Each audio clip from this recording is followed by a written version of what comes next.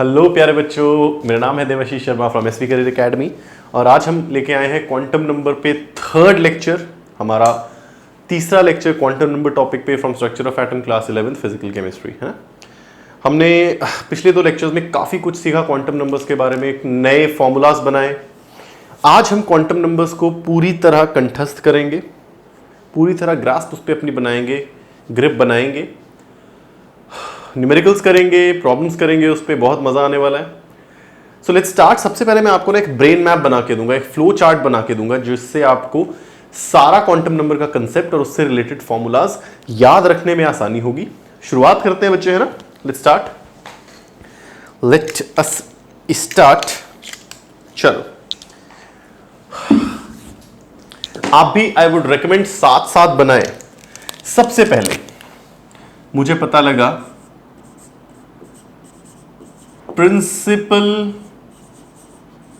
Quantum number जिसको represent किया n से, और ये बता क्या रहा है, शेल नंबर ऑफ इलेक्ट्रॉन। इसके अंदर मुझे मिली सब शेल्स, सब शेल्स यानी एजीम्यूथल क्वांटम नंबर रिप्रेजेंट किया L से। एक शेल में number of sub shells in a shell is equal to n, यानी फर्स्ट शेल में एक सब शेल, सेकेंड शेल में दो सब शेल, एंड इनकी values of these sub shells क्या होंगी, 0 to n-1। इनकी वैल्यू क्या होंगी, 0 to n-1। मतलब अगर मैं बोलूं n है 2 यानी शेल है 2, तो नंबर ऑफ सब शेल्स क्या होंगी, ये भी 2 होंगी, इक्वल्स टू n, और इनकी वैल्यू क्या होगी, 0 to n-1। 2 डाला तो 0 to 2-1 1, यानी 0 और 1, है ना। तो मेरी शेल है थर्ड, सब शेल होंगी 3, वैल्यू क्या होंगी, 0 to 3-1 यानी 0 to 3, यानी 0 to 2 0 1 और 2। याद होगा आपको सब शेल्स को नाम जो दिया था, सब शेल्स को नाम दिया था SPDF, और L की वैल्यू क्या थी, 0 1 2 3, यानी यहां होगी S और P, यहां होगा S P और D। सिमिलरली और भी आप चीजें लिख सकते हैं। तो दो चीजें अभी तक फॉर्मूलाज हमने लिखे, एक ये कितनी सब शेल्स होंगी और उन सब शेल्स की वैल्यू या उन सब शेल्स का नाम क्या होगा, SPDF, L equals to 0 1 2 3, n equals to 2, तो दो सब शेल्स, वैल्यू क्या होगी, 0 to 2-1 यानी 0 से 1, 0 और 1। शेल नंबर 3, 3 सब शेल्स होंगी, कौन सी, 0 to 3-1 यानी 0 1 2। बात समझ में आई। चलो, प्रिंसिपल क्वांटम नंबर जो मैं शेल बता रहा था ये भी लिख लें, जो shell number 1, shell number 2, shell number 3, shell number 4, इनके खास नाम हमने याद रखे थे, K L M N, ये चीजें हमने याद रखी थी। चलो, पहला क्वांटम नंबर, दूसरा क्वांटम नंबर, इसके बाद हम आए थे थर्ड क्वांटम नंबर पे जिसे बोला था मैग्नेटिक क्वांटम नंबर। इसे M से हमने डिनोट किया था, और ये क्या बताता है, orbitals inside sub shell, inside sub shell, sub shell के अंदर ऑर्बिटल्स होंगे। कितने होंगे, number of orbitals is equal to 2l+1। L क्या है, सब शेल का value. For example L equals to 1 यानी S सब शेल में, एग्जाम्पल बता रहे हैं, ये भी क्या था, एग्जाम्पल्स थे, यानी L इक्वल्स टू 1 यानी L सब शेल में, S सब शेल में, sorry L is equal to 0, for S sub shell L is equal to 0, कितने नंबर ऑफ ऑर्बिटल्स होंगे, it is 2 into 0 + 1 which is 1, represent करेंगे एक बक्से से। Similarly S P D F, इसमें एक ऑर्बिटल, इसमें 3 ऑर्बिटल, D में 5 ऑर्बिटल और F में 7 ऑर्बिटल्स। याद है? इन ऑर्बिटल्स का नाम कैसे हो रही थी, जो वैल्यू कैसे निकाल रहे थे? m की वैल्यू थी -l से +l इंक्लूडिंग 0, -l से +l इंक्लूडिंग 0। तो s में क्या था? l की वैल्यू 0, यानी 0 से 0 इंक्लूडिंग 0, यानी इसकी वैल्यू होती थी 0। p की वैल्यू होती थी, p के लिए l की वैल्यू क्या है? 1, तो ये हो जाएगा -1 से 1 इंक्लूडिंग 0, यानी -1 0 1। सिमिलरली d के लिए -2 -1 0 1 2, और इसके लिए -3 -2 -1 0 1 2 3। तो यहां दो फॉर्मूलेस हमें मिले, number of orbitals inside subshell और values of these orbitals, value of orbitals. इतनी चीजें तो रट्टा लग गई होंगी अभी तक तो ये सारी चीजें रट्टा लग चुकी होंगी आपको, राइट? इसके बाद कुछ और चीजें थी क्या? नंबर, सबसे पहले only 2 electrons, only 2 electrons in single orbital with opposite spin, दोनों एक दूसरे के ऑपोजिट घूम रहे हैं, with opposite spin. Number of electron in given orbital, कल भी किया था, 2 times 2l + 1। Number of electron in given subshell, orbital में तो 2 ही होंगे, सिंगल ऑर्बिटल में एक सबशेल में इतने ऑर्बिटल और हर एक में 2 इलेक्ट्रॉन, तो number of electron in given subshell is इतना। एक और किया था, number of orbitals in given shell is equal to n², और number of electrons in given shell is equal to 2 times n²। ये सारी चीजें अब आपकी क्या कर रही हैं? सारी चीजें इंक्लूड कर चुकी हैं, सारे formulas. Formula number 1, number 2, number 3, number 4, number 5, number 6, number 7। बात समझ में आई? बात समझ में आ रही है बच्चे?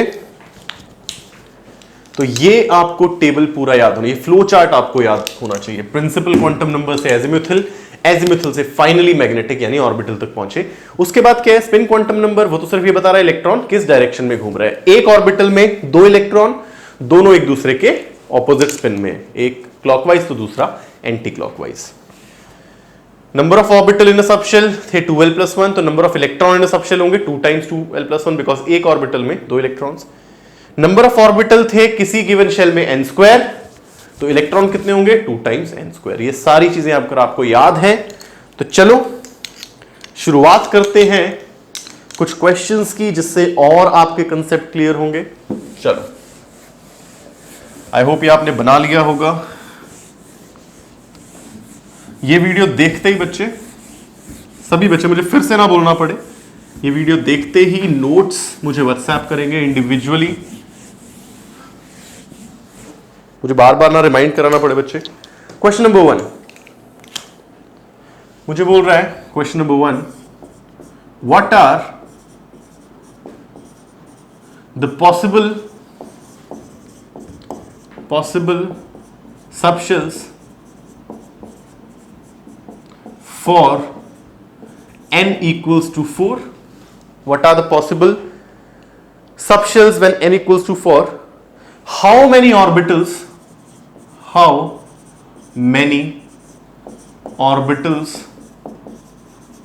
are in each subshell? सवाल है n equals to 4 यानी चौथी शेल में कौन कौन से मेरे सबशेल होने वाले हैं, या कितने सबशेल होने वाले हैं, और हर एक में कितने ऑर्बिटल्स हैं। चलो देखते हैं। दिक्कत आनी नहीं चाहिए वैसे, चलो देखते हैं।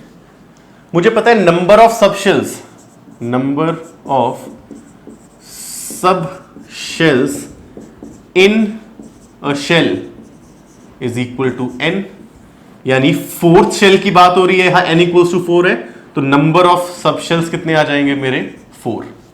और इन सब शेल्स की वैल्यू क्या होगी, value of these sub shells is equal to 0 to n-1, यानी 0 टू 4, यानी 0 1 2 3 और 4। 0 मतलब S सब शेल, 1 मतलब P, 2 मतलब D, 3 मतलब F। याद रख लेना 4 का मतलब होता है G, और 4 से ज्यादा आपसे कभी पूछेगा नहीं, राइट। तो मुझे पता लग गए नंबर ऑफ सब शेल 4 है, number of sub shells are 4, sorry 4, ये 0 से 3 हो जाएगा ना, n-1 3, तो इसमें G नहीं होगा, टिल F तक ही होगा। इसके बाद बोल रहा है this was my part 1। B में क्या बोल रहा है, हर एक सबशेल में कितने ऑर्बिटल है, तो मैं लिख लेता हूं सबशेल्स कौन कौन सी है मेरे पास। सबशेल्स है S P D F, L की वैल्यू 0, L की वैल्यू 1, L की वैल्यू 2, L की वैल्यू 3। और नंबर ऑफ ऑर्बिटल्स, वो तो इनके लिए तो रट्टे लगे हुई हैं, इनके लिए तो याद ही होगा, इसमें कितने होता है 1 3 5 7। कैसे निकलते हैं, number of orbitals are 2 L plus 1। तो S में L की वैल्यू 0 तो 1, P में L की वैल्यू 1 तो 2 प्लस 1 3, D में L की वैल्यू 2 4 प्लस 1 5, F में L की वैल्यू 3 6 प्लस 1 7। इस तरीके से निकलते हैं। तो मेरा पहला सवाल, कोई इश्यू होना नहीं चाहिए किसी को। आगे चले, चलो let's move on to question number 2।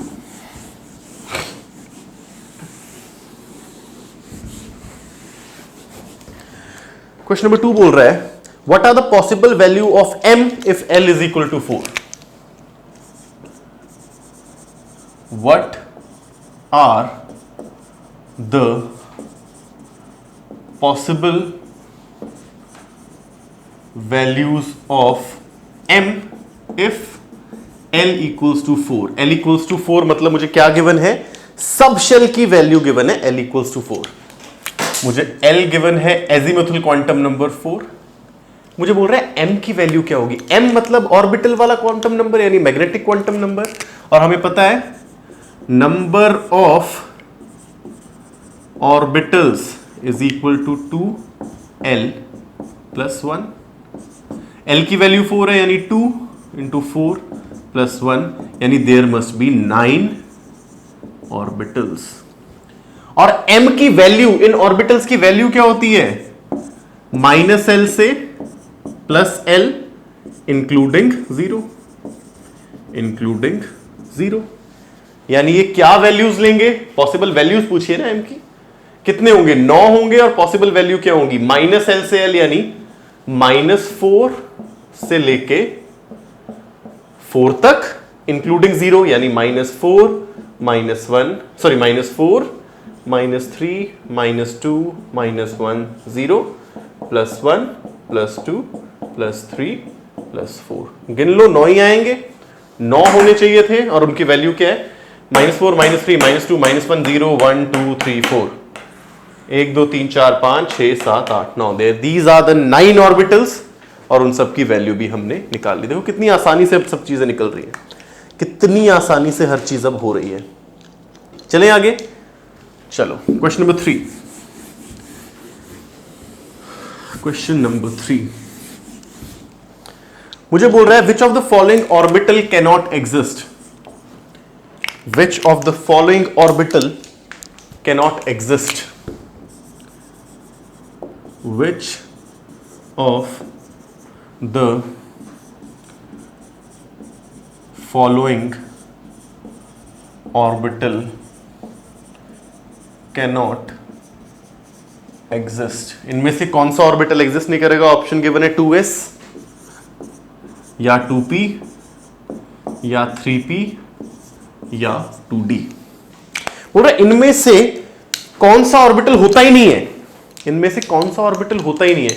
हमें पता है ये चीज क्या होती है, अगर मैंने लिखा है मान लो 4s, तो ये क्या है, शेल नंबर यानी प्रिंसिपल क्वांटम नंबर, और ये क्या रिप्रेजेंट कर रहा है, एजिमुथल क्वांटम नंबर यानी सब शेल नंबर। तो सबको देखते हैं, 2s को देखते हैं, यानी यहां पर n है 2 और s के लिए l की वैल्यू 0, l है 0। मैं 2p को देखूं, n है 2, l है p के लिए वैल्यू 1। 3p को देखते हैं, यानी n है 3, l है 1, और 2d को देखते हैं, n की वैल्यू है 2 और d के लिए l की वैल्यू spd, l की वैल्यू भी 2 है ना। अब ध्यान से देखो, हमने एक चीज की थी, सबशेल की वैल्यूज क्या होती हैं, किसी भी शेल के लिए सबशेल की वैल्यूज क्या होती हैं, किसी भी शेल में सबशेल की वैल्यूज क्या होंगी, 0 to n-1, यही होंगी, 0 to n-1। यानी अगर n2 है तो मैक्सिमम सबशेल उससे एक कम होनी चाहिए। n2 है, यहां चेक करते हैं, n2 है तो ये सबशेल क्या क्या वैल्यू ले सकता था, 0 to 2-1, यानी 0 और 1, और ये 1 है यानी हो सकती है डेफिनेटली। यहां पर n है 2, तो सबशेल्स क्या हो सकती थी, 0 to n-1 यानी 0 to 2, और ये है 1, डेफिनेटली हो सकती है, यानी 0 1 2 हो सकती है। यहां पर n है 2, सबशेल्स क्या होंगी, 0 to n-1 यानी 0 to 1, यानी 0 और 1। बट यहां सबशेल क्या बोल रहा है भाई, इसमें 2 वाली सबशेल भी है, विच इज नॉट पॉसिबल। ये तो सबशेल क्या हो सकती है इसमें, 0 और 1, ये बोल रहा है सबशेल 2 है, यानी इसमें डी सबशेल तो हो ही नहीं सकती थी, सिर्फ s और p हो सकती थी, राइट। बात समझ में आई बच्चे। दैट मीन्स दिस ऑर्बिटल, ये इमेजिनरी ऑर्बिटल है, ऐसा ऑर्बिटल एग्जिस्ट नहीं करेगा, this doesn't exist, does not exists, this doesn't exist, this doesn't exist। बात समझ में आ रही है। चलो, आई होप चीजें क्लियर हो रही होंगी। अभी तक सारे फॉर्मूलेज बाय हार्ट आपको याद हो चुके होंगे इतनी प्रैक्टिस के बाद। चलो एक छोटा सा लॉ करते हैं, लॉ क्या, छोटा सा प्रिंसिपल करते हैं। प्रिंसिपल क्या बोल रहा है, बहुत आसान है, कोई नई बात नहीं है इसमें। मुझे बोल रहा है, पहली बात प्रिंसिपल का नाम है poly exclusion, Pauli's exclusion principle,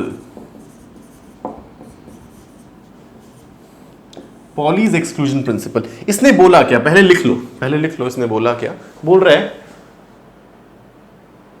2 electrons in an atom, या फिर ऐसे लिखो, any 2 electrons in an atom cannot have same set of 4 quantum numbers। मुझे बोला इसने, पॉली ने क्या बोला कि एक एटम में अगर मैं 2 इलेक्ट्रॉन पकड़ूं और सबके क्वांटम नंबर देखूं, तो कभी भी सारे के सारे क्वांटम नंबर, यानी चारों क्वांटम नंबर दोनों इलेक्ट्रॉन के सेम हो ही नहीं सकते। और ये इसने प्रिंसिपल ऑब्जर्वेशन पे बेस्ड किया। देखो समझो, मान लो मैं कोई शेल लेता हूं, मान लो मेरा शेल नंबर है 2, ठीक है। एग्जांपल से देखते हैं, मैं शेल लेता हूं, शेल है n = 2, तो इसमें सबशेल्स कौन कौन सी होंगी, पहले सबशेल कितनी होंगी, 2 सबशेल्स होंगी, सबशेल के नंबर इक्वल्स टू n, कौन कौन सी, 0 और 1, यानी s और p। अच्छा, ऑर्बिटल्स, ऑर्बिटल्स s में 1 और p में 3, ये रट्टा लग चुका होगा। और हर एक में 2 इलेक्ट्रॉन और ऑपोजिट स्पिन के, एक ऐसे तो एक ऐसे, एक ऐसे तो एक ऐसे, एक ऐसे तो एक ऐसे, एक ऐसे तो एक ऐसे। बात समझ में आई बच्चे। मैंने मान लिया कोई शेल नंबर 2 है, मैंने मान लिया कोई शेल नंबर 2 है, शेल नंबर 2 तो कितने सबशेल्स, 2, कौन कौन से, s और p। s में 1 ऑर्बिटल, p में 2 ऑर्बिटल। कोई भी इशू, मेरे ख्याल से कोई इशू नहीं होना चाहिए। हम समझ क्या रहे हैं, पॉली ने ऐसा क्यों बोला कि मैं कोई भी 2 इलेक्ट्रॉन उठाऊं, उनके क्वांटम नंबर सारे कभी सेम नहीं हो सकते, ऐसा क्यों बोला, अभी देख लेते हैं यार। बहुत सही चीज बोली, और बेस्ड किस पे थी, ऑब्जर्वेशन पे, ऑब्जर्वेशन पे बेस्ड ये चीज थी। सिर्फ और सिर्फ ऑब्जर्वेशन पे बेस्ड ये मेरी चीज थी। अब समझो ऐसा क्यों बोला, ध्यान से देखना, समझो ऐसा क्यों बोला। मैं कोई भी दो इलेक्ट्रॉन ले लेता हूं, सर इस इलेक्ट्रॉन की बात करते हैं, कोई भी दो ले लो, मैं सर इस इलेक्ट्रॉन की बात करता हूं और इस इलेक्ट्रॉन की बात करता हूं, देखो इसकी और इसकी, है ना। सर इस इलेक्ट्रॉन की बात करता हूं, इसे बोलता हूं इलेक्ट्रॉन 1, इसे भी बोलता हूं इलेक्ट्रॉन 2, इलेक्ट्रॉन 1 इलेक्ट्रॉन 2। ये इलेक्ट्रॉन कौन से शेल में है, सेकंड शेल में, तो इसका n कितना हुआ 2। मुझे क्या आता है, n l m और s की बात करनी है, 4 क्वांटम नंबर।